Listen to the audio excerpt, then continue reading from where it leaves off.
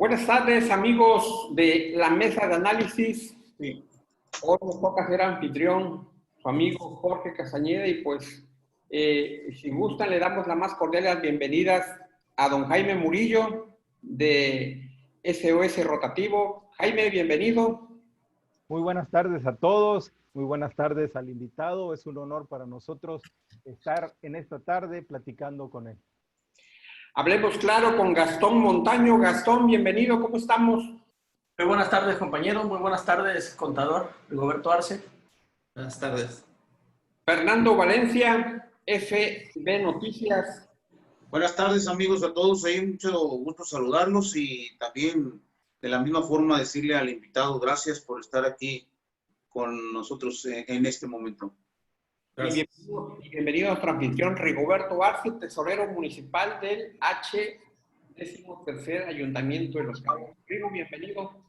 Muchas gracias, Jorge. Gracias, compañeros Jaime, Gastón, Fernando. Muchas gracias por la invitación. Aquí estamos con todo gusto.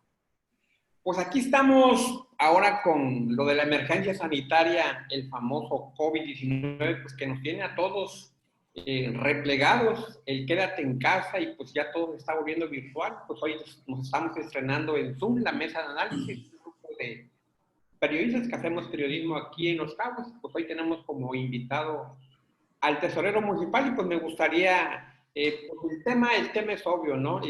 Todo lo que representa la tesorería municipal, conocemos de alguna manera sus facultades, conocemos sus capacidades, y me gustaría pues darle la palabra a don Gastón para que abra el tema. Adelante, Gastón. Ok, pues primeramente me gustaría preguntarle al invitado, al contador público, don Rigoberto Arce, que si nos podría dar un resumen de la situación actual de las finanzas del Ayuntamiento de Los Cabos y cuál fue el impacto que ha tenido la pandemia en los gastos y la planeación que ya se tenía en el presupuesto del 2020, cómo ha impactado. Entonces ya después de eso podríamos ir desgajando la naranja y viendo otros temas, ¿no? Sí, cómo no. Muchas gracias, Gastón. Bueno, la situación de la pandemia del COVID-19 ha sido una situación atípica totalmente, no solamente para la administración municipal, para todo el mundo, inclusive me gustaría decir que para nuestra generación, que esta generación que hoy nos toca vivir en este mundo, ha tenido este impacto de esta pandemia tan lamentable y que tanta gente ha fallecido. Y por supuesto, en las medidas que se toman los gobiernos a través del gobierno federal, del estatal y el municipal, pues todas estas medidas que se han tomado desde el día 20 de marzo, creo, inició la cuarentena, y esa cuarentena, al cerrar todas las actividades del municipio, solamente quedar las actividades esenciales funcionando, pues se cerró la actividad total, la dinámica económica del destino turístico paró de manera total, y a través de todos estos meses, a partir del mes de marzo, finales de marzo, y a partir del 1 de junio, que se estaba ya aperturando algunas actividades. Hay que recordar que se aperturaron primero las actividades de la construcción y actividades limitadas de restaurantes. Pues ya las actividades esenciales estaban funcionando, no había venta de alcohol tampoco, y una serie de medidas que se tomaron para evitar la propagación del virus del COVID-19.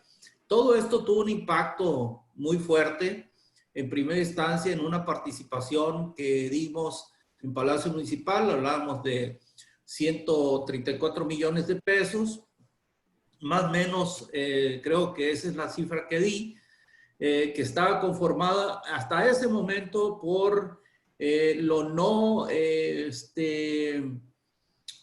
creo que fueron 124, si mal no recuerdo.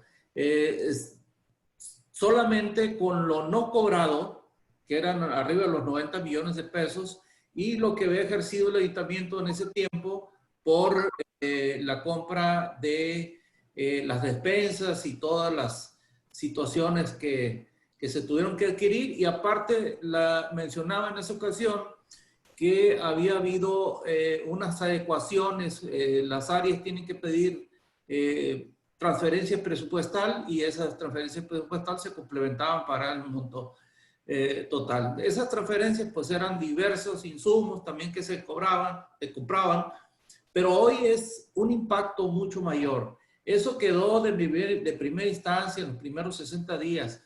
Hoy simplemente al 30 de junio estamos cuantificando que el efecto COVID, sin tomar en cuenta julio todavía, estamos cuantificando que de los ingresos municipales propios, lo que hace del municipio la actividad recaudadora principalmente de los ingresos que nos corresponden, que son impuestos, derechos, productos, aprovechamientos, el impacto de lo no pagado rebasa los 226 millones de pesos, simplemente de marzo a la fecha.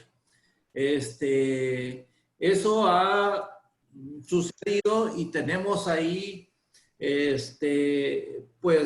la estrategia de cuidar el gasto corriente en cada una de las dependencias. Todas las dependencias tienen su función. Lo que no se limita son las actividades esenciales del municipio, como son la recolección de basura, el alumbrado público, la seguridad pública, y todo lo que conlleva los servicios públicos, que es un derecho constitucional que tienen los ciudadanos de recibir del municipio.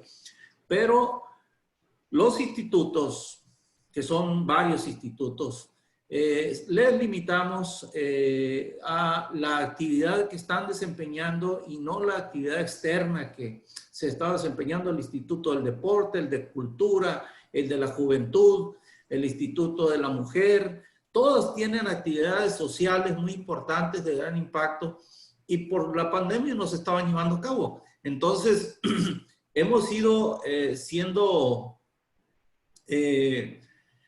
de alguna manera aplicando esta austeridad, pero la austeridad originada principalmente por la pandemia, por la mala disposición de la economía, incluyendo la obra pública. Si ustedes ven el presupuesto que estaba destinado para el ejercicio 2020, eran 370 millones de pesos. Pero una de las cosas principales en la obra pública para que se lleve a cabo es licitar, invitar, sacar las bases de licitación y garantizar, por supuesto, el recurso que tendríamos para que en el momento que alguna empresa gane las bases de licitación, la licitación propia, entonces tendríamos nosotros que ejercer en primera instancia el pago del anticipo y, por supuesto, estar con las administraciones y las estimaciones pagándolas según el avance de obra. Eso no lo podemos hacer porque tenemos de entrada un faltante de 226 millones de pesos que hoy debe ser mucho más, porque esto es el corta junio solamente. Entonces, solamente los recursos que estaban etiquetados, que son del gobierno federal, que baja el gobierno federal como el ramo 33, ya estamos en el proceso de licitación, son 105 millones de pesos, pero los otros recursos que nos limita sería una irresponsabilidad lanzar las licitaciones cuando no se cuenta con el recurso. Otros municipios han ido a adquirir créditos bancarios. Sin embargo, el municipio de Los Cabos hemos logrado hasta ahorita salir adelante con los recursos que teníamos dispuestos. Y más adelante, si vemos el tema de la saladora, les voy a comentar por qué no es viable ir a pedir un crédito bancario para salir de esto, o se podría decir, vamos a pedir un crédito y vamos a hacer obra pública y no pasó nada. No, de ninguna manera. ¿Por qué? Porque todos los proyectos están interrelacionados y el llevar a cabo una situación de adquirir un fondeo financiero nos afecta a otros proyectos. Entonces, más adelante, si vemos ese tema, yo les comento para que quede claro el por qué nos limita a adquirir créditos bancarios para salir. Vamos a hacer el esfuerzo de salir en el ejercicio completo. Yo tengo fe, tengo esperanza, las estrategias que llevamos están siendo buenas para que logremos salir el 2020 sin necesidad de fondearlo. Excelente, Rigo. Pues, don Fernando Valencia le toca la pregunta y tienes razón, si gustan dejamos en un tema muy aparte lo de la desaladora y primero agotamos lo de las finanzas, ¿no? Los egresos y los ingresos y pues le doy la palabra a don Fernando Valencia. Muy buenas tardes a todos ahí. Rigo, felicidades, que estás haciendo un buen trabajo ahí al frente de la tesorería. Sin embargo, existen inquietudes por parte de algunos trabajadores de parte del ayuntamiento, con quienes hemos estado de una u otra forma platicando. Se terminará un año con algunas buenas finanzas como para tener cubrir sueldos, aguinaldos y sobre todo proveedores. Ya ves que a final de cuentas esta situación de la contingencia pareciera que está pegando más en estos momentos en lo económico que al inicio. Entonces existe, ya incluso hemos hecho por ahí un recuento nosotros de una cantidad de negocios que han estado, hasta ahorita llevamos nosotros locales y platicado con algunos propietarios, llevamos más o menos como 38, 40 negocios que han cerrado de diferentes negocios, ¿no?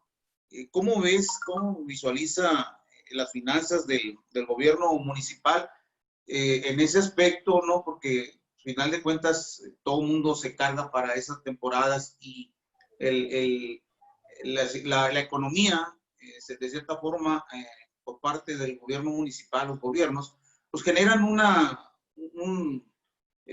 oportunidad de venta en esas temporadas. ¿Cómo saldrán ustedes por parte del ayuntamiento y municipal al fin de año en ese preciso renglón, Rigo? Mira, Fernando, es una pregunta muy interesante la que haces, porque la primera parte que le comenté a la pregunta de Gastón, estamos viendo la parte interna del ayuntamiento. ¿Cómo se comportan los ingresos o cómo se adjudican o cómo se limitan dependiendo la necesidad de cada una de las dependencias? Pero la otra parte importante, que es el efecto de no recibir los 226 millones de pesos, es el paro de la economía del destino turístico. Esta es otra parte verdaderamente importante. Ahorita, a estas alturas, después del día 1 de junio que se abre todo, no tenemos todavía una generadora de riqueza plena. ¿Por qué?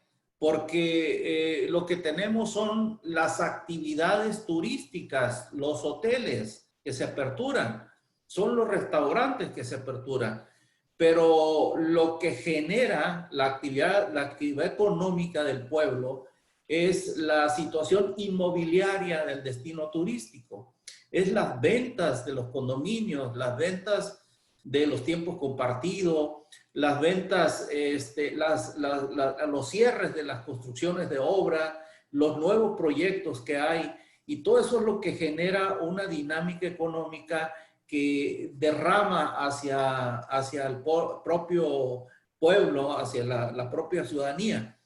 Y solamente ahorita estamos recibiendo turistas, sí, pero el turista que viene estará comprando propiedades.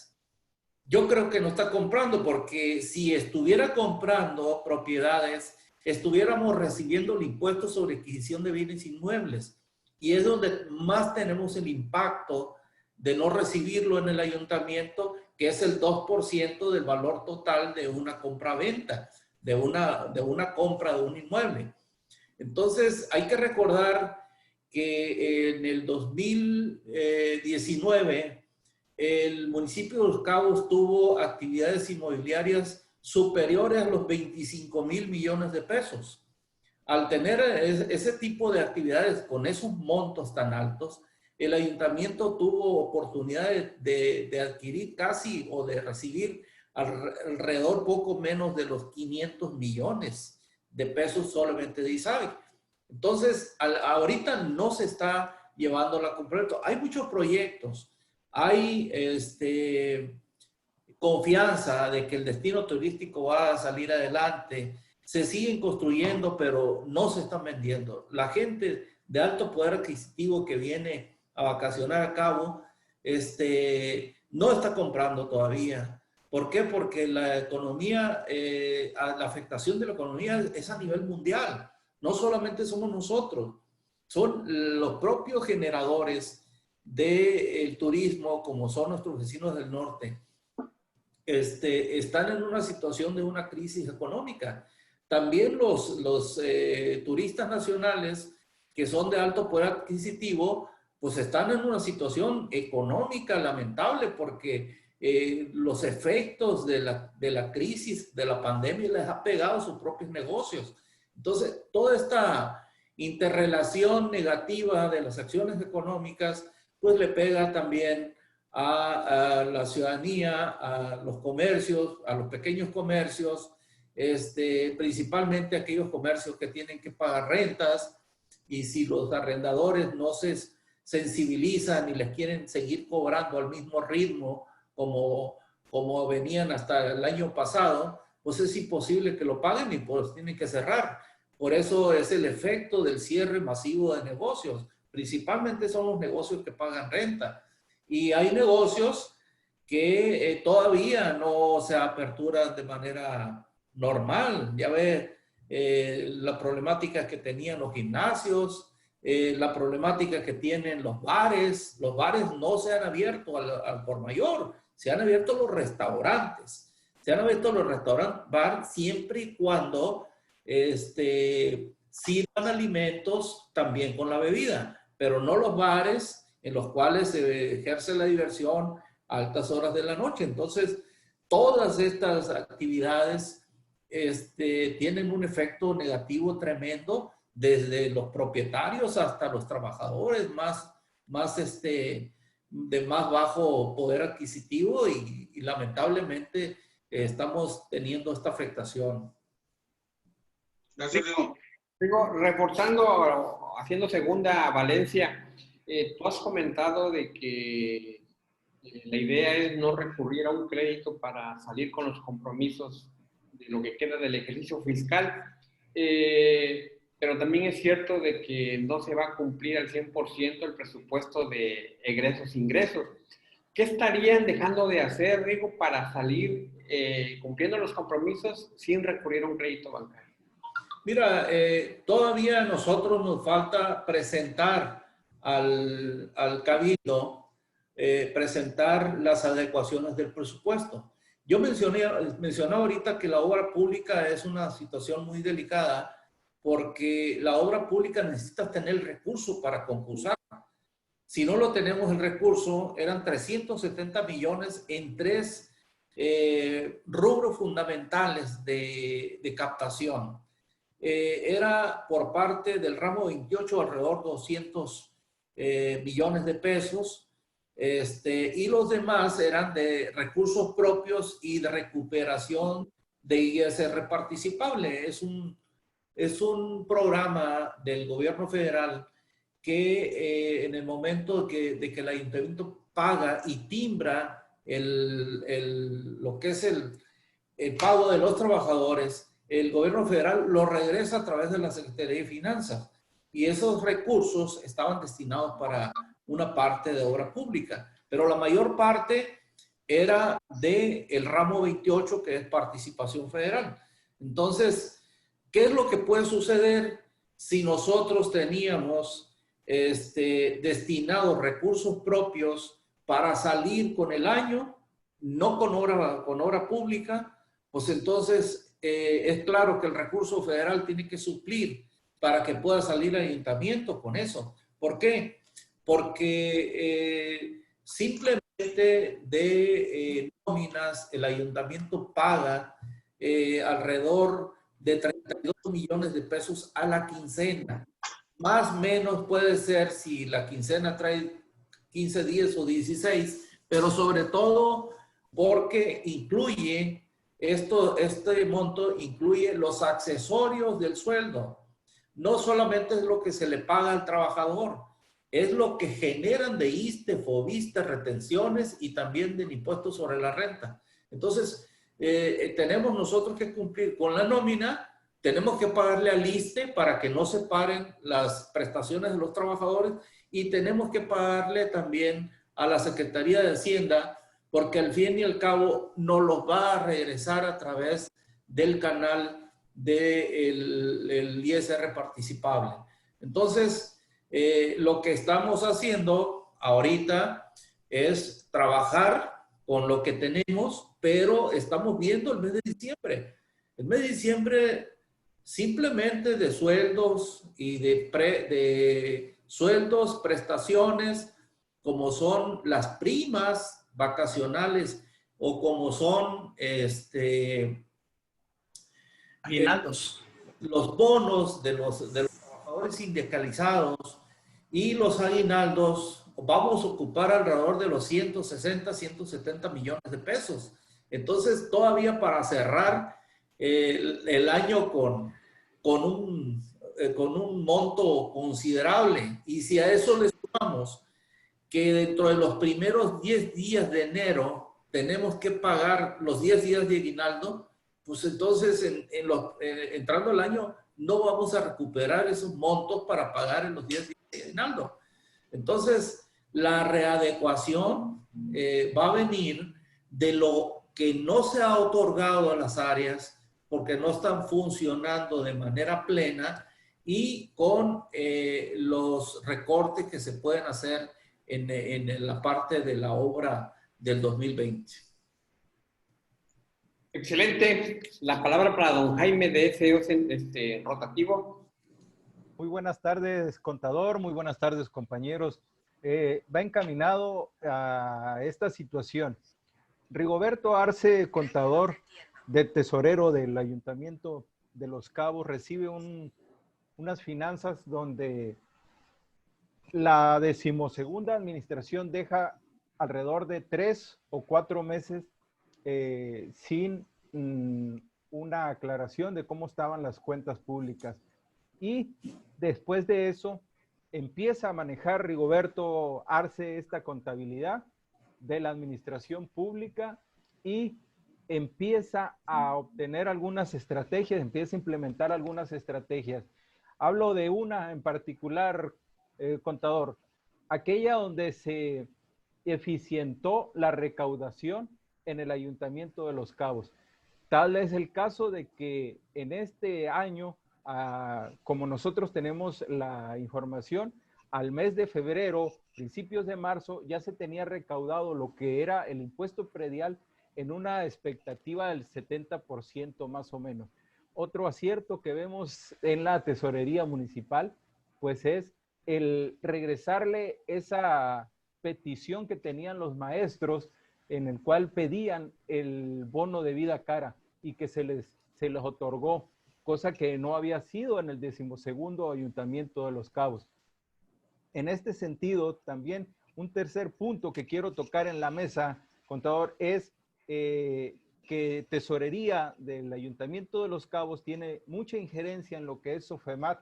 SOFEMAT está en estos momentos dando muestras de que, de acuerdo a cómo se está habituallando esta dirección, pues hoy está en primer lugar el municipio de Los Cabos en banderas Blue Flag, que significa una certificación y un destino turístico por excelencia. En este sentido, ¿cuál fue la visión que se tuvo en ese momento para poder tener estos logros que he mencionado? Bueno, Jaime, hemos sido previsorios nosotros en los momentos que observamos qué es lo que va a pasar para dentro de los próximos meses. bien dices que la administración tenía 5 meses de atraso en las cuentas públicas. Para nosotros fue muy difícil, de verdad muy difícil, actualizar la cuenta pública de la 12ª administración. Habían presentado hasta el mes de abril y faltaba presentar mayo, junio, julio, agosto y septiembre. Cuando nosotros iniciamos tuvimos que trabajar lo nuestro y lo anterior, porque de alguna manera es institucional el trabajo nuestro. Independientemente de lo político o de señalar si no lo habían presentado, para nosotros nos obliga el Congreso del Estado para el municipio, porque el municipio es el ente que existe independientemente de la administración municipal o el número de administración, que si es la 12 o la 13, el municipio de Los Cabos es el ente que tiene la personalidad, el que está registrado ante la Secretaría de Hacienda, se llama municipio de Los Cabos.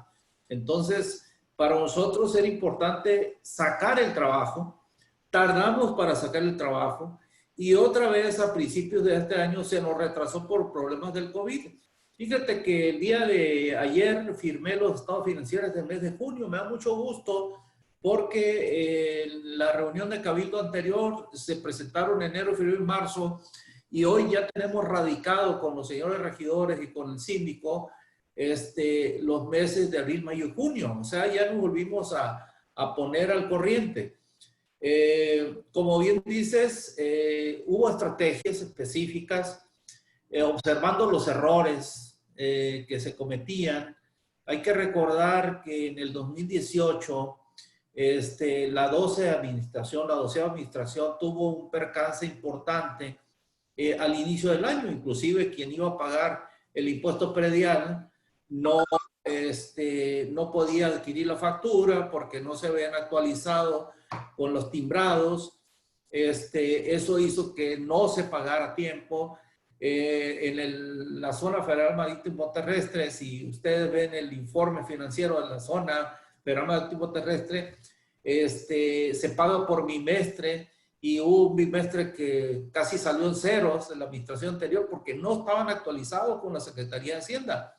Nosotros nos preparamos y actualizamos nuestros sistemas, pero también actualizamos que el timbrado estuviera listo para recibir los volúmenes de información a partir del día 2 de enero del año 2019. Entonces, aparte de ello, observamos cuáles eran las debilidades recaudatorias que tenía el municipio. El municipio tenía en Cabo San Lucas, que es una de las partes más importantes de recaudación, solamente tenía 3 cajas. Y las demás cajas que existían eran específicas para tránsito, para desarrollo urbano. Y en la recaudación municipal había 3 cajas. En San José del Cabo estaban las cajas del catastro y estaban las cajas del Palacio Municipal y por las de tránsito era tránsito. Entonces, ¿qué es lo que hicimos? Adecuamos los sistemas y si tú ahorita vas, bueno, creo que está cerrado el módulo de finanzas, el que está ahí en la Plaza Tamaral. Si tú vas y quieres pagar el impuesto predial en nuestra caja, que está ahí solamente para recibir multas o el que se originan de tránsito, puedes pagar el impuesto predial ahí en esa caja. La ampliación que hicimos en la zona del pabellón cultural, en la cual fue una visión muy amplia de recepción de ingresos, porque pusimos 4 cajas adicionales a las que existían en la delegación, 3 normales y una caja específica para mujeres embarazadas, para personas de la tercera edad, para personas con capacidades diferentes y para personas, señoras que llevan niños y que necesitan salir rápido. Tiene 30 espacios de estacionamiento, 56 sillas, ticket turno, y es una facilidad muy buena, que muy rápido puedes pagar ahí. Pero adicionalmente a todo esto, que les estoy platicando, bancarizamos los ingresos. Eso también nos da un plus importantísimo. Miren, si nosotros vemos el estado financiero del municipio, hay más de 160 millones no identificados que están como ingresos no identificados. ¿Por qué pasaba esto? Porque cuando alguien que vive fuera, tenemos muchas propiedades de gente que vive fuera de Cabo San Lucas, de San José del Cabo, y quieren cumplir con sus impuestos. Entonces pagan el predial, nos piden una cuenta bancaria, pagan, pero no sabemos quién paga. Entonces se fue acumulando ahí esa cantidad. Y esa cantidad que dice no está identificado hasta que llega alguien con el recibo en la mano y dice, mira, te pagué el predial el día 20 de tal fecha y quiero que me des el recibo. Entonces en ese momento se descarga. Pero nosotros primero hicimos creo que con Banamex solamente, en los depósitos referenciados. Si tú pagas con la referencia de tu clave catastral, se te acredita al momento que pagaste el predial. Lo puedes hacer el pago a través del teléfono con una aplicación que tenemos. También se puede hacer de manera inmediata de tu tarjeta de crédito, tu tarjeta de débito. Lo puedes hacer de manera inmediata.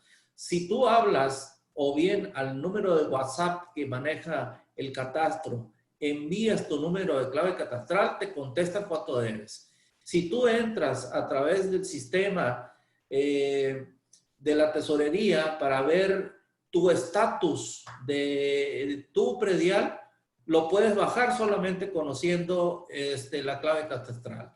Entonces, toda esta gama de facilidades que le otorgamos al contribuyente, pues da como resultado que esa propia facilidad del contribuyente tenga interés de pagar.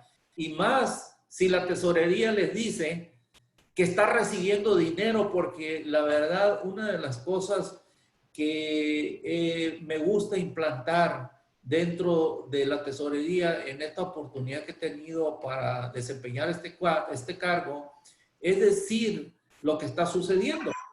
Entonces, no tenemos por qué ocultarlo. Nadie nos va a pedir dinero, o nos va a pedir prestado, o nos van a pedir apoyos que no sean bien fundados.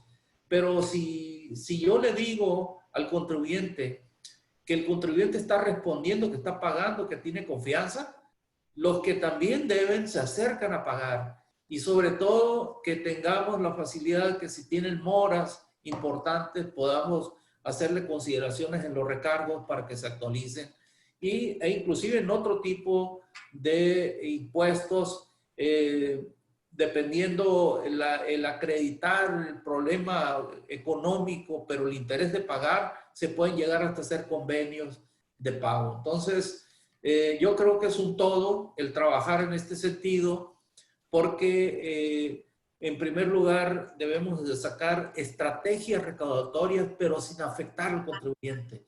Eso es lo principal, no afectarlo, no corretearlo, no aplicarle las sanciones, no hacerle la vida imposible. En los refrendos, por ejemplo, de las licencias de giro. Yo soy contador y lo sufrí en carne propia. Ir a todas las áreas que me mandaban y que lleve el papel y que vienes y que mañana y que lo vuelves a llevar y que fíjate que son tanto dinero y que la verdad eso no es en el sentido recaudatorio más que poder abusar de los contribuyentes. Si ustedes ven el trámite de una licencia comercial, ¿cómo era? Yo llegaba con mi licencia y le decía, quiero refrendar mi licencia. Está bien, vete a Ecología y vete a Protección Civil y te van a dar tu dictamen y vas a pagar, vas a hacer 2 pagos. Vas a hacer el pago del derecho del dictamen y unos gastos administrativos. Vas a ir a Protección Civil, vas a hacer el pago del derecho del dictamen y unos gastos administrativos. Me pagas el predial y me traes una carta de no adeuda el agua. Oye, pero yo tengo aquí el recibo que está pagando. No. Yo necesito la carta y la carta, si es para contribuyentes personas físicas, que cuesta 500 pesos. Y para contribuyentes personas morales, cuesta 800. Y si tienes un taller mecánico, una purificadora o algo que utilice las redes de drenaje, me vas a traer un dictamen de un laboratorio que solamente yo te voy a decir dónde es y si no, no te voy a refrendar el permiso y cuesta 8,000 pesos. Ahora no. Ahora llega el contribuyente a una ventanilla, paga solamente con el predial, que es lo que a nosotros nos interesa, y paga su derecho de refrendo.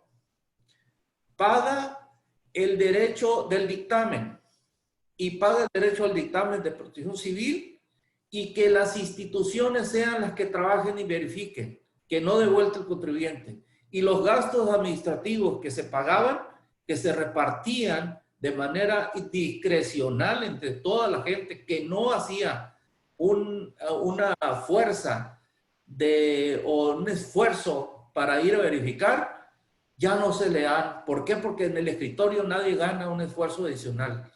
El que lo pagaba era el contribuyente y eso era un abuso. No se le exige tampoco la carta de no adeudo del agua potable. Eso se terminó en esta administración. Tampoco se le exige el dictamen de la utilización de las redes de drenaje, porque es un exceso. Entonces, si tú haces un recuento, Jaime, de lo que recibimos con eso, probablemente digas, mira, dejaron de ganar. No dejamos de ganar, porque antes lo que se generaba era una corrupción galopante. Si tú no vas a hacer tu refrendo, lo que sucede es que cuando te revisan le das dinero al inspector. Y ahora no, ahora tenemos a estas alturas, tenemos casi el 80% de las licencias generales de todo el municipio refrendadas y pagadas de manera normal con certidumbre de cada uno de los contribuyentes. Excelente, Rigo. Pues no sé si ya cerramos este tema, ya nos chutamos 40 minutos. Y si gustan, entramos al tema de la desaladora, que es la nota que está circulando, que está causando polémica. Y sobre todo, por ejemplo, nuestro amigo Gastón ha escrito sobre el tema. Y pues aquí tenemos a los dos protagonistas, a Gastón, que tiene muchas dudas, y Rigo, con su sabiduría puede explicarnos todos los detalles del por qué sí y del por qué no en el tema de la desaladora. Entonces, si gustan, volvemos a abrir cancha con Gastón Montaño. Hablemos claro. Me quedaron todavía algunas dudas del tema anterior, pero sobre todo la que planteaba don Fernando Valencia, de si se están garantizados el pago de nómina y los aguinaldos para lo que resta del año. Sí, están garantizados. ¿Cómo no? Okay. De hecho, es una de las situaciones de más preocupación de la administración municipal cumplir a los trabajadores. Hasta ahorita hemos cumplido en tiempo y forma a los trabajadores, con todos sus bonos y todo eso. No se ha limitado ningún tipo de prestación y tenemos confianza en que vamos a terminar el año principalmente garantizándole a los trabajadores. En ese tema, nada más para finalizar ahí también, nos han hecho la pregunta también, Rigo, ciertos proveedores, tú sabes que ustedes tienen ahí una cantidad de proveedores que están trabajando con el ayuntamiento. Para ellos el panorama para fin de año, ¿cómo sería con estas circunstancias que se están viviendo el COVID-19? Obviamente la economía baja, pues tú tienes ahí el conocimiento, Rigo, para específicamente un mensaje hacia esos proveedores. Mira, Fernando, todo tiene que llevar un orden, y por supuesto tiene que darle el sentido de prioridades. Para nosotros la prioridad es los servicios públicos y el pago a los trabajadores. Esa es nuestra prioridad. Si de los servicios públicos se desprenden algunos proveedores, esos proveedores los estamos atendiendo de manera normal, probablemente no en la misma forma como veníamos trabajando, porque no estamos en el mismo nivel de ingresos que el que veníamos trabajando. No se ha ido endeudando el ayuntamiento por el hecho de no estar pagando, por supuesto que no, pero vamos haciendo de manera pues bien ordenada, liquidando a los proveedores, abonándole a los proveedores. Hay proveedores que todavía no se les liquida de administración anterior. Hay que recordar que el ayuntamiento se recibió con 1,000 millones de deuda de proveedores. Entonces, con una deuda también bancaria de 330 millones de pesos. Entonces, esos 1,000 millones de pesos de proveedores, pues tenemos que ir sacándolo de acuerdo a la ley que nos marca la disciplina financiera. No podemos llegar y pagarles a todos los que, porque la propia ley de disciplina financiera nos limita a ciertas situaciones que tenemos que atender lo actual y irnos hacia atrás e irles cumpliendo. En la parte nuestra, en la parte de la 13ª administración, hemos ido trabajando y no generando pasivos.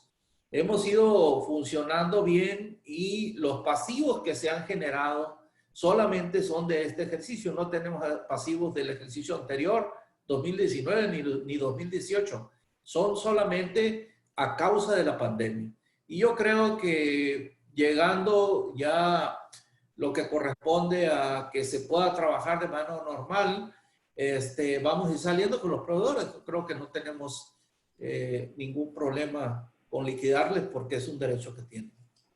Pues muy interesante lo que acabas de comentar, Rigo. La anterior administración, la de Arturo de la Rosa, pues según lo que nos comentas, les dejó una deuda en proveedores de más de 1,000 millones, más los 350 millones que creo que es de un crédito bancario, ¿verdad? Entonces, sí. Y algo, mira, quiero abundar un poquito en esto, porque me decía Jaime también, algo que no le contesté, que fue de la zona federal marítimo terrestre. Para nosotros fue muy difícil empezar con las actividades de la zona federal marítimo terrestre. La mecánica de trabajar en la SOFEMAT es captar el ingreso. De ese ingreso que se capta se queda el 70% en el ayuntamiento y el 30% se va a la Secretaría de Finanzas. Se registra en finanzas y se regresa al ayuntamiento para que es los montos que maneja el fondo de lo que es la zona federal marítimo terrestre. Ese fondo es manejado por 4 instituciones. Es la Secretaría de Hacienda, Semarnat, la Secretaría de Finanzas y el municipio.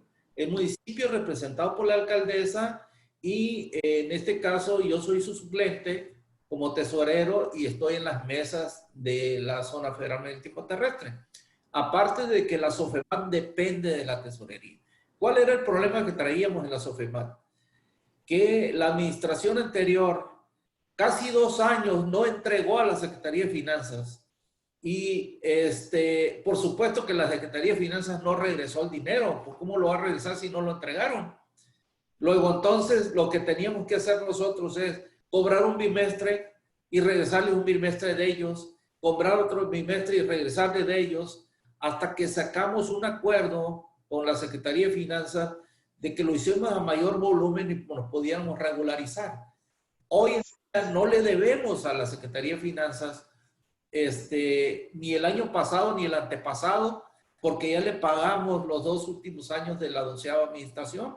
Entonces estamos funcionando de manera plena y estamos llevando a cabo las acciones, como bien dice Jaime, que tenemos, vamos punteando como municipio a nivel Latinoamérica, a nivel de todo el continente, como certificación de playas, Blue Flag, y también de las de playas limpias. Y hoy tenemos tres playas diamante también de la unidad de normalización que es una institución muy parecida a Blue Flag, pero es mexicana.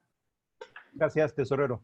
Interesante el dato, Rigo. Estás diciendo de que durante 2 años el anterior gobierno no dio el dinero que se recaudó por el tema de las playas.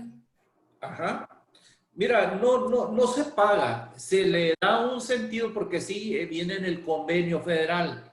El convenio federal dice que para que funcione el fondo de la zona federal marítimo terrestre para mantenimiento y conservación de la zona, el 30% lo tienes que enviar al Estado y luego el Estado lo regresa al municipio. Es una vuelta que da. ¿Porcentaje, Rigo? Para registrarlo solamente. Sí. No se lo mandas, no tienes cómo operar. O sea, la operación no es normal. Sí, porque ese 30% se somete a un comité técnico, se somete a una verificación escrupulosa.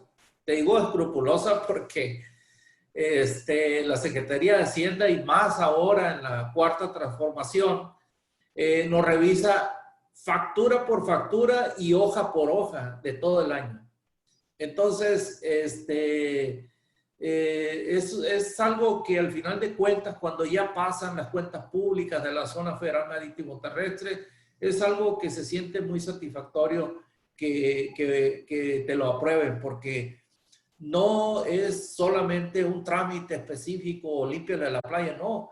Si se paga, si investiga, si fue licitado, si se cumplió con la normatividad, si fue lo que fue programado, si es lo que se necesitaba, dónde está, si lo metieron al inventario o no lo metieron al inventario, y también si reúne los requisitos fiscales de acuerdo a la normatividad hacendaria. De acuerdo, Rigo. Entonces, si gustan, abrimos plaza con Gastón con el tema de la desaladora. Muy bien, adelante. Vamos a poner nada más un poquito en contexto la nota que menciona el compañero Jorge Castañeda. Esta se basó en el dictamen que se presentó en la sesión de Cabildo pasada en esta administración, en esta misma semana, ¿no? Sí. Fue con datos extraídos, la mayoría de ese dictamen aprobado ya. Pero les decía, para entrar en contexto, en el 2016, la administración de Arturo de la Rosa, la 12ª administración, presentó el proyecto. En base a ese proyecto se autorizó el dictamen en esta administración. Luego, en 2017, el Cabildo aprueba este proyecto. En el 2018, la 14ª legislatura local aprueba el monto de endeudamiento de 890 millones de pesos, lo que incrementaba el valor según el esquema presentado desde 2017, incrementaba el valor inicial de 1.200 millones a aproximadamente 1.800 millones de pesos. El proyecto se fueron pidiendo prórrogas hasta que se venció, porque llegó el tiempo de la pandemia, no se pudo hacer. Entonces se mete de nuevo al Cabildo de esta 13ª administración, donde ahora se autoriza un monto de 3.965 millones de pesos para el proyecto, sin contar lo que ya estaba autorizado por Banobras y Fonadim, que se fue actualizando y llegó hasta 669 millones de pesos, dando un total de 4.635 millones de pesos. Yo en lo político no quisiera mezclarlo contigo como tesorero, porque realmente tu área es técnica. Entonces yo nada más me gustaría que si nos puedes informar, no a mí, sino a la gente que está viendo el programa, cómo es que se llegó a esa cantidad en 2 años, de 2018 a 2020, cómo pudimos llegar a ese incremento tan importante. Sí, Gastón. Mira, te puedo explicar y muy claro cuál es la diferencia en los proyectos que presentaron y los proyectos que nosotros tomamos. Los proyectos que presentaron la administración anterior y que de alguna manera no se concluyó porque no les dio el tiempo para concluirlo, no solamente es la autorización de Cabildo o la autorización del Congreso y ya se va a hacer la desaladora. Lo que nosotros no estuvimos de acuerdo es, y te lo digo nosotros como esta administración, cuando retomamos el tema, es que el proyecto incluía, con la finalidad de tener menos compromiso, supuestamente, incluía llevar a cabo un fideicomiso total de todos los recursos de la ONSAPA por 25 años. Entonces, la garantía de pago de lo que era la desaladora se iba a garantizar para que el ONSAPAS, todo lo que cobrara durante 25 años, iba a irse ese fideicomiso de administración y fuente de pago, y entonces iba a empezar a pagar de manera prioritaria. Primero, el servicio de la desaladora, enseguida a los trabajadores, enseguida a los proveedores, enseguida a las inversiones que tendría que hacer el ONSAPAS durante 25 años. Eso le estabas hipotecando el organismo operador de agua potable para los próximos 25 años.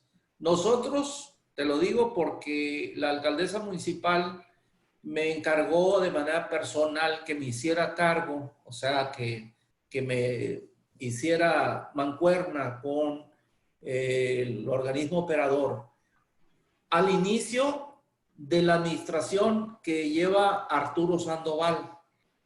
Antes de Arturo Sandoval lo llevaba plenamente el ONSAPAS.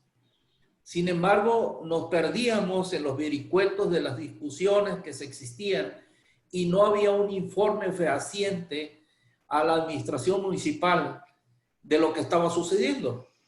El momento que entra el ingeniero Sandoval y que me instruye la alcaldesa que lo acompañe y que juntos llevemos el proceso, en ese momento nosotros iniciamos las pláticas con las autoridades federales. ¿Con quién iniciamos pláticas? Primero con Conagua, con Banobras, con el Fondo de Infraestructura, con la Secretaría de Hacienda y por supuesto con la Secretaría de Finanzas. El Fondo de Infraestructura, el FONADIN, necesitaba que se garantizara ese pago porque no iba a mandar a fondo perdido lo que mencionas y finalmente eso al fondo perdido no lo va a garantizar y se va a perder toda la inversión. La APP que funcionaba hasta las otras veces que dices que se autorizaron era de manera distinta porque estaba fincada en un fideicomiso total. No podíamos nosotros hipotecar 25 años un ONSAPAS que tiene que ir acorde al crecimiento y la dinámica de los cabos. Si nosotros le ponemos esa camisa de fuerza, si por sí ahorita, como están las cosas, a los 10 años no iba a poner un solo tubo adicional, no iba a poder dar crecimiento, no iba a poder garantizar la factibilidad de agua de toda la dinámica económica del sector inmobiliario. Entonces lo retomamos, analizamos a profundidad y definitivamente encontramos que el motivo por el que estaba ese fideicomiso era que el ayuntamiento no garantizaba o no tenía la fortaleza financiera para garantizar un proyecto de este tipo. ¿Por qué? Porque mencionábamos que tiene un crédito bancario de 330 millones de pesos. Ese crédito bancario inició en la 10ª administración, alrededor de 2009 por ahí, se pidió un préstamo de 250 millones de pesos. En la siguiente administración se reestructuró el préstamo y se incrementó el préstamo a más de 350, no recuerdo cuál fue el monto original de la inversión. Entonces ya en la administración número 11 ya debía 350 y tantos millones. De esos 350 y tantos millones, estaban comprometidos el 41% de las participaciones federales. En los proyectos como el desalador, la desaladora, si el municipio no tiene liberado el 60%, no puede participar como garante de los pagos. Entonces, tenía solamente el 59%. Si tenía el 41% comprometido, el 59% libre. A principios de este año, hicimos una reestructura de crédito con Banorte para pasarlo a Santander, porque esa fue la invitación que hicimos y Santander fue el único que dio la mejor opción. No se trataba de pedir más dinero, no se trataba de otra cosa ni ampliar el tiempo, solamente se trataba de bajar la participación comprometida. Se bajó del 41 al 25% y automáticamente se liberaron el 75% de las participaciones federales. Al liberarse eso, entonces el Fondo de Infraestructura dio la oportunidad de que se cambiara el proyecto de la desaladora y quedó el fideicomiso total por un lado. Entonces se va a llevar a cabo el fideicomiso para comprometer el funcionamiento, pero no para garantizar por 25 años. Entonces, yo quiero dejar claro que el ayuntamiento no va a poner un solo peso en esta inversión. Los 500 millones de pesos que va a poner el Fonadín a fondo perdido para la desaladora y los 250 millones de pesos que va a poner el Fonadín para la mejora integral de gestión, que son alrededor de lo que mencionas, de los 669. 600 y tantos, que para nosotros son alrededor de 750, es lo que sacamos a veces en las proyecciones. Eso lo va a poner el Fonadín A fondo perdido. y la contraparte la va a poner la empresa ganadora de la licitación. El municipio no va a poner nada. ¿Cómo va a recuperar los 3.900 millones de empresa? Ahí te va, todavía no termino. Entonces, de la contraparte que va a poner la empresa, esa parte tiene permitido hasta un 30% de que su capital invertido va a ser con un fondo de financiamiento para que garantice que tiene un capital propio interesante. Así viene el proyecto. Entonces, ¿cómo se dan los 3.900? ¿Sí? Es hasta 3.900 millones. Así dice. Cuando los primeros 3 años o mientras dure la obra de la construcción de la planta desaladora, nadie pagará nada. Por un lado, va a estar trabajando la mejora integral de gestión para eficientar las redes y circuitos de distribución para que cuando la desaladora produzca los 250 litros por segundo, no se vayan a salir por los hoyos que tienen las propias tuberías y que finalmente van a llegar a empatarse el MIG, la mejora integral de gestión, junto con el arranque de la desaladora. Entonces, la desaladora tiene 3 tarifas. Tiene la tarifa T1, T2 y T3. La T1 significa una cosa, la 2 otra y la 3 otra. Y esa va directamente en el pago que hagamos APAS con la eficiencia que va a tener con el MIG. Entonces va a poder pagar la generación de la factura de la desaladora. Y en esa generación de la factura, sí, va a ir acreditando en una parte de la tarifa en la cual durante 25 años al irla pagando mes por mes, al final de los 25 años la planta desaladora va a pasar a ser propiedad del OMSAPAS. Es el pago, es como un financiamiento o más bien un arrendamiento financiero. Pero en esta corrida financiera de hasta es la cantidad. Ahora, ¿cuándo podría pagar el municipio 3.900 millones de pesos de un golpe? Jamás, jamás en la vida. ¿Y con qué garantiza? Garantiza con 3 fondos solamente, ¿sí? El municipio adquiere de la federación más de 600 millones de pesos de participaciones federales. Se llama ramo 28.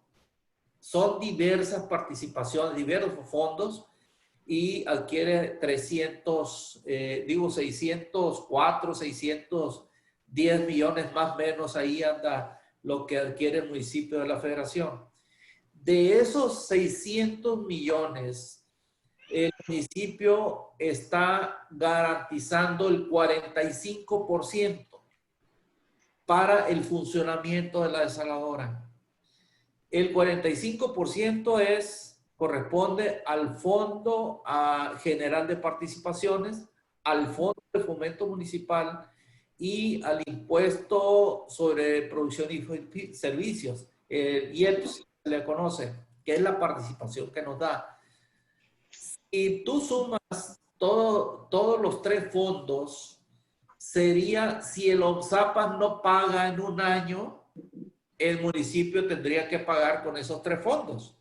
Pero como todo proyecto, y el proyecto no lo hizo el municipio, el proyecto no lo hizo el OMSAPAS, el proyecto viene desde el centro, viene estructurado a través de los especialistas de Banobras, de Conagua, de la Secretaría de Hacienda y con la participación del Banco con los especialistas. Entonces no es un proyecto cualquiera. Nosotros le hayamos metido mano y que sí, que no, y que quítale, yo le pongo no. Nosotros solamente defendimos no ponerle la camisa de fuerza a los zapas y ser garantes con nuestros fondos para que si en una de las mensualidades el ONSAPAS no puede pagar, entonces el municipio pagaría de esos 3 fondos. ¿Y cómo no va a pagar el ONSAPAS? El ONSAPAS no va a pagar si los no le pagan. Este proyecto está interrelacionado todo. Si el municipio tiene la capacidad porque tiene 39,000 tomas en Cabo San Lucas y esas 39,000 tomas le deben de dar para pagar el ingreso, o sea, la facturación que emita. Pero no quiere decir que el municipio esté fondeado y tenga que pagar 3,000 millones. No. Si uno de los meses el ONSAPAS le faltó la mitad, el municipio le da la mitad. Pero sería un desastre el hecho de que el ONSAPAS nunca pagara ni un 5, ¿no? Hoy la desaladora está trabajando desde, creo, el 2000. Ya ha estado funcionando. Emite 200 litros por segundo, a veces un poco menos por ineficiencia, por las membranas, pero hoy ya con una desaladora adicional de 250 litros por segundo, más la mejora integral de gestión que recuperaría torrentes que se están tirando, entonces para nosotros es importante garantizarle al pueblo de Cabo San Lucas que va a tener agua los 7 días de la semana. Ese es básicamente el proyecto de la desaladora. ¿Cuánto sería el porcentaje de los ingresos de ONSAPAS que se van a estar comprometiendo anualmente por 25 años? Ya tiene el pago de la desaladora número 1, ahora sería sí, el segundo pago para la desaladora número 2. La verdad no tengo el dato, no te mentiría si lo trajera aquí, son cuestiones de ONSAPAS y no tengo el dato para dártelo en este momento, ¿no? Rigo, de acuerdo a lo que nos explicaste, déjame cómo lo entendí para que también el público lo pueda entender y si estoy mal, corrígeme.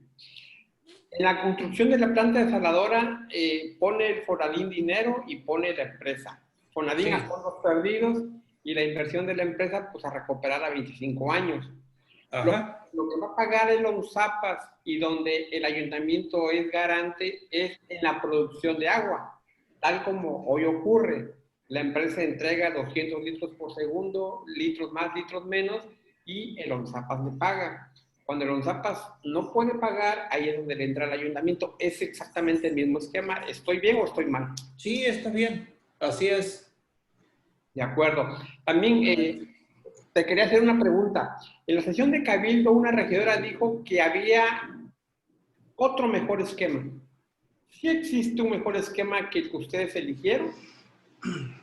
Mira, hay varios esquemas, ¿eh? Hay varios esquemas. Esto es como la construcción, como la obra, ¿no? Yo me recuerdo que en una ocasión aquí en Cabo San Lucas, y ahí están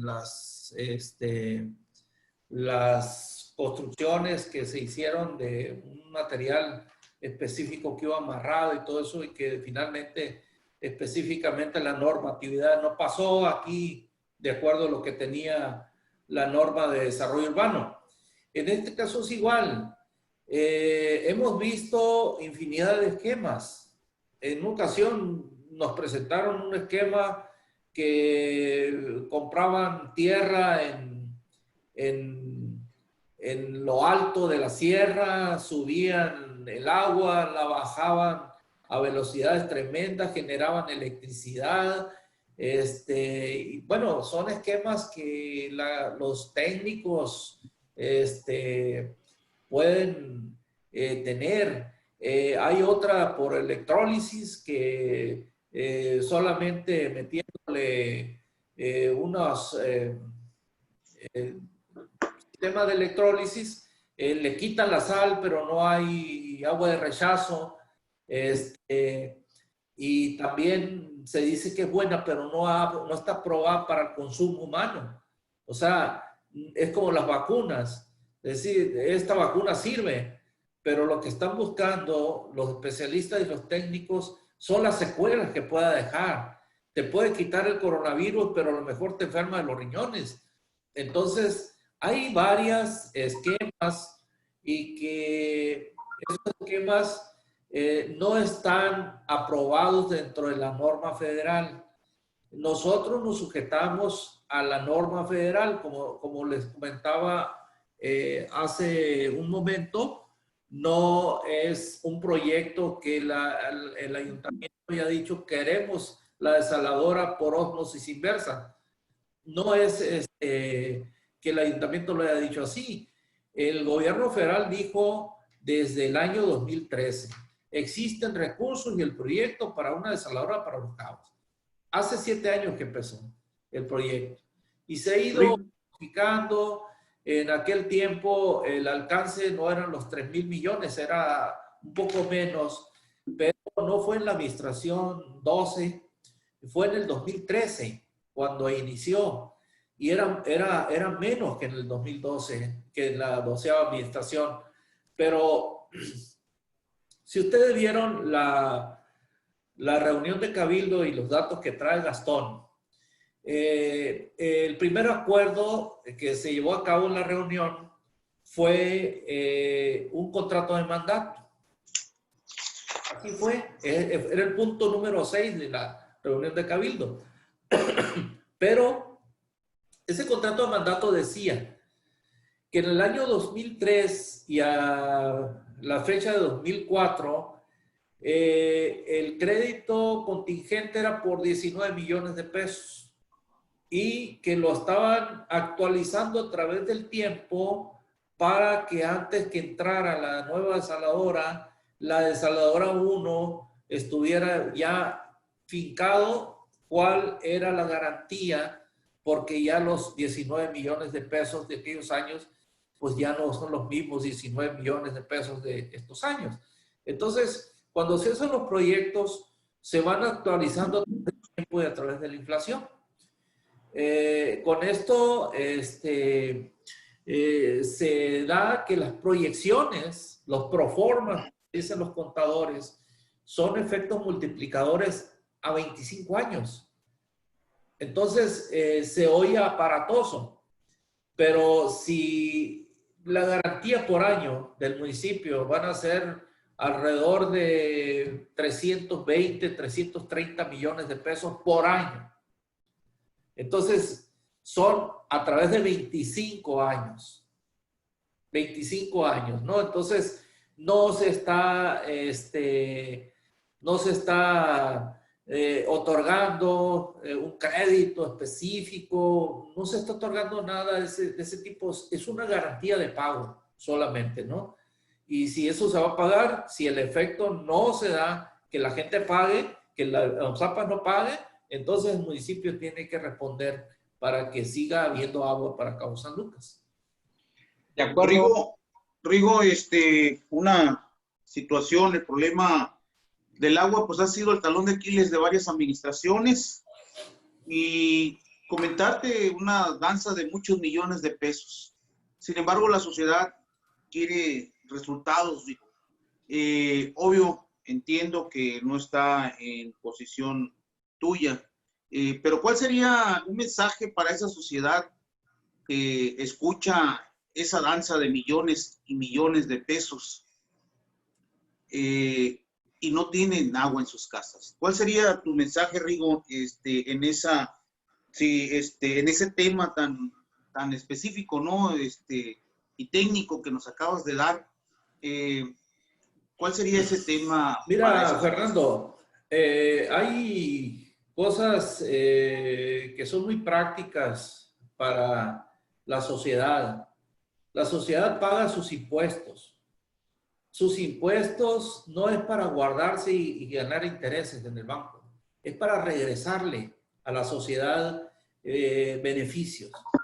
Por eso los impuestos que se pagan a través de todos los tipos de tributos es para regresarse y garantizarle los propios servicios a la sociedad.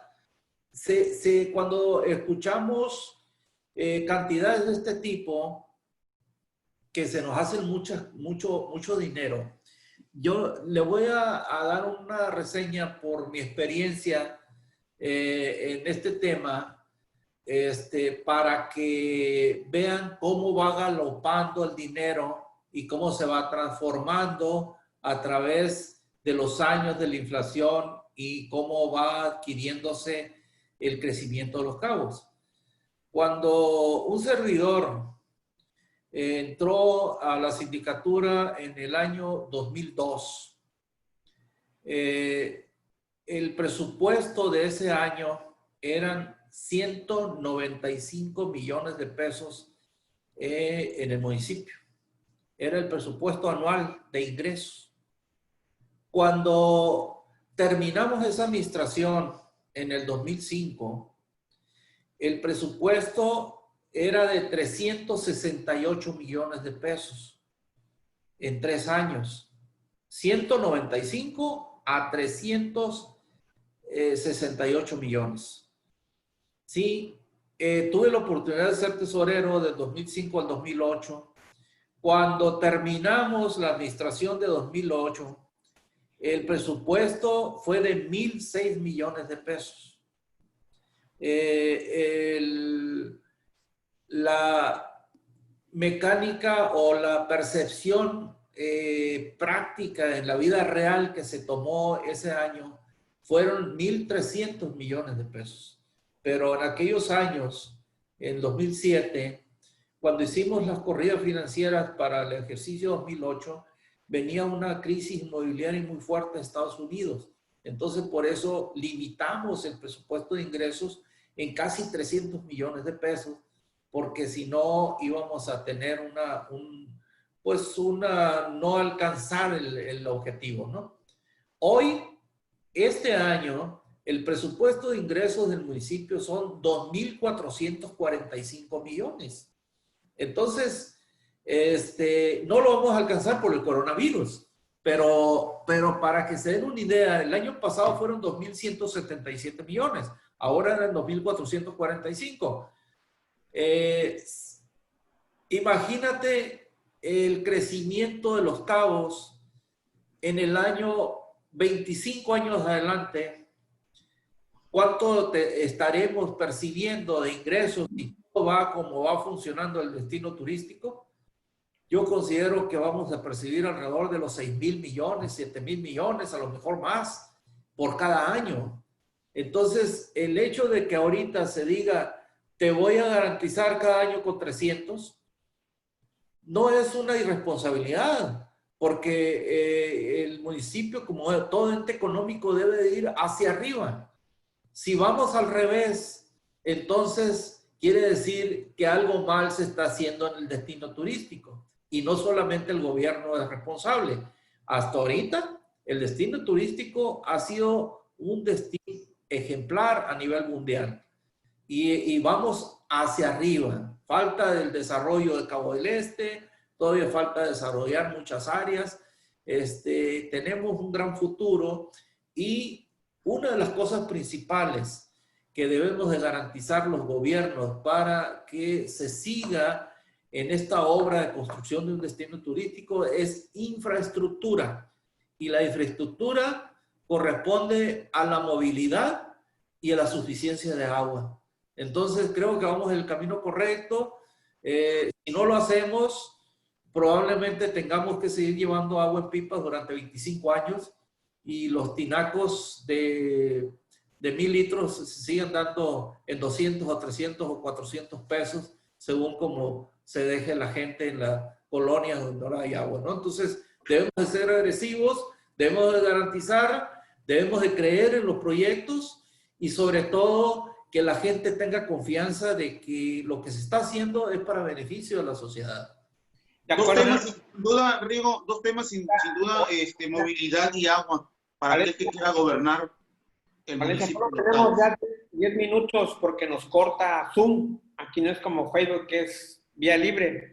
Entonces, si gustan, le damos la palabra a Jaime y cerramos con Gastón. Adelante. Perfecto. Bueno, contador, la gente lo que quiere es resultados. Y en estos resultados viene a la memoria una imagen donde se especulaba que los funcionarios de la administración pasada incluso tenían pipas donde vendían agua. No daban resultados, pero sí tenían la posibilidad de vender, de hacer un negocio de esa necesidad. Hoy en día lo que la gente quiere es el resultado. ¿Qué fechas puede manejar lo que es este proyecto para que tengan la gente de Los Cabos un resultado en cuanto a esa desaladora? Mira, Jaime, ahorita que comentábamos con Gastón, que tenía un proceso y terminaba en el Congreso y se venció y se pedían prórrogas, es que los primeros eventos inician primero presentando el proyecto en la Junta de Gobierno, ya una vez aprobado por la Junta de Gobierno, que es la parte técnica, pasa a el Cabildo y una vez sacado el acuerdo de Cabildo se va estos decretos al Congreso del Estado. En este momento ya están en el Congreso del Estado. El Congreso del Estado el día de hoy entró en el proceso de reunión de un proceso extraordinario que va a estar por unos días y una vez pasando por el Congreso del Estado y publicándose los decretos en el Boletín Oficial del Estado, entonces entramos en un calendario ya específico. Ese calendario lleva su tiempo. Lleva el tiempo primero de publicar las bases de licitación. Es un concurso.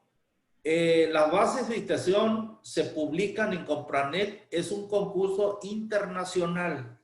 O sea, puede venir un inversionista de donde sea, del Emiratos Árabes o de Rusia o de Inglaterra, donde quiera, así como llegaron los que manejan hoy la planta, que venían de España, y participar en la licitación pública. Esa licitación pública tiene eventos de presentación de propuestas técnicas, se evalúan todas las propuestas técnicas en un periodo específico, amplio debe ser, porque es muy grande, y propuestas económicas. Después de la propuesta de que se dé el fallo, se da un término específico para el inicio de la planta desaladora. Si todo va conforme al calendario y se termina en el tiempo específico estaríamos iniciando el proceso de construcción para el próximo mes de febrero o de marzo del año que entra.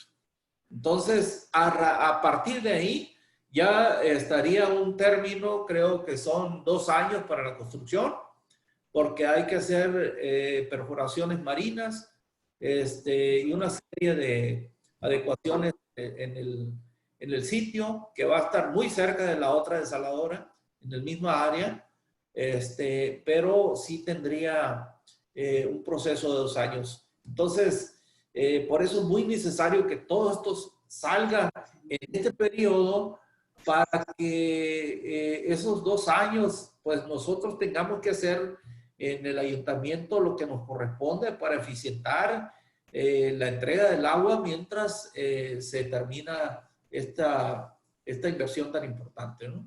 Excelente. Cierras el tema, Gastón. Bueno, es una apreciación 100% personal. Yo veo que se perdieron 2 años muy valiosos. La necesidad de agua en el puerto de Cabo San Lucas ha ido incrementando debido a múltiples factores, nada que ver con la administración pública. Esto ha ido creciendo, el desarrollo económico ha hecho que crezca la ciudad y tenga más demanda de agua. Pero al inicio de esta administración se tuvo la oportunidad de seguir con este proyecto, no se siguió, pero también se propuso construir un segundo módulo de la desaladora número 1, que tampoco se hizo. O sea, veo que perdimos 2 años muy valiosos, donde la gente ha seguido padeciendo el tema.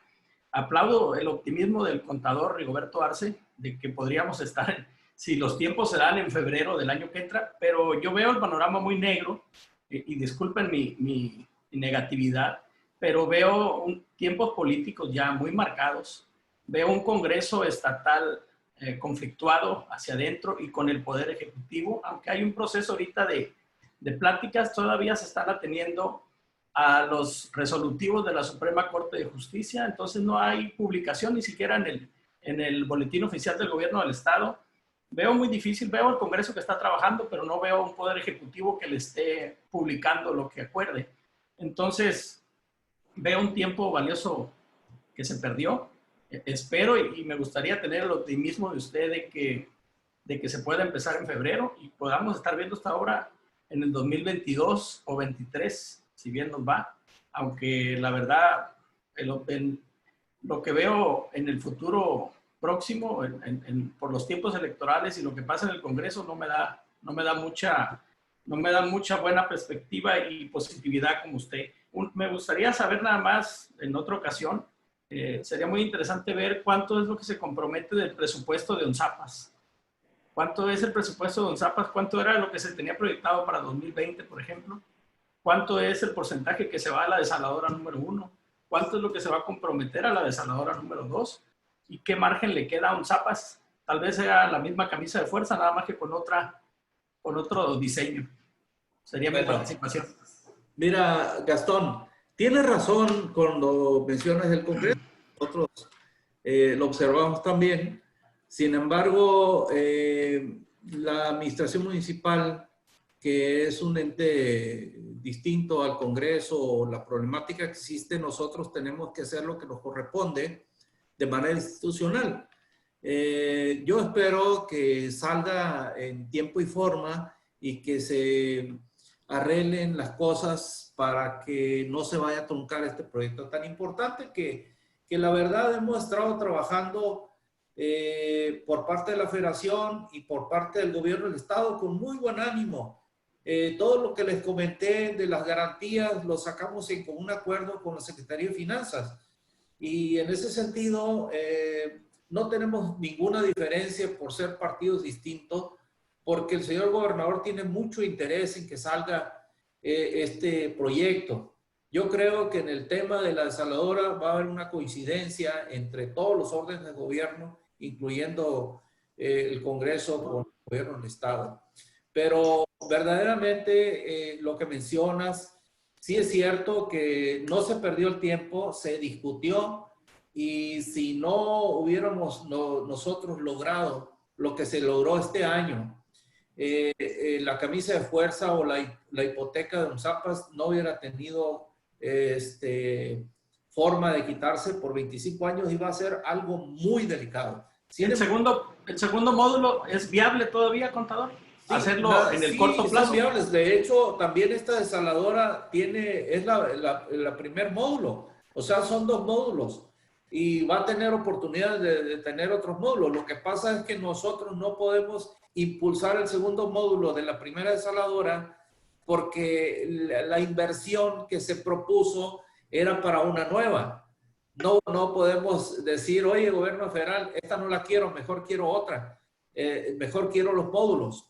Eso no lo podemos hacer porque el proyecto que viene de 2013 así lo mencionaba y este gobierno que está hoy al frente, el señor presidente, lo mantuvo y ha sido uno de las cosas que ha tenido mucho interés que se lleve a cabo porque le ha manifestado la alcaldesa al señor presidente que el mayor problema que tenemos es el agua y mantuvo el proyecto a pesar de que terminó un sexenio y empezó otro, lo mantuvo. Eso hay que reconocerle.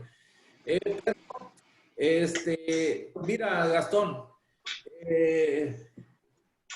existe un problema en Usapas grave porque a través de tantas administraciones y tan corruptas que ha habido, no se ha llevado a cabo el mantenimiento correcto de todo lo que corresponde a el equipo que es necesario para trasladar el agua. Tenemos problemas en el acueducto 1, el acueducto 2, tenemos problemas en los circuitos, en los rebombeos, en los cárcamos.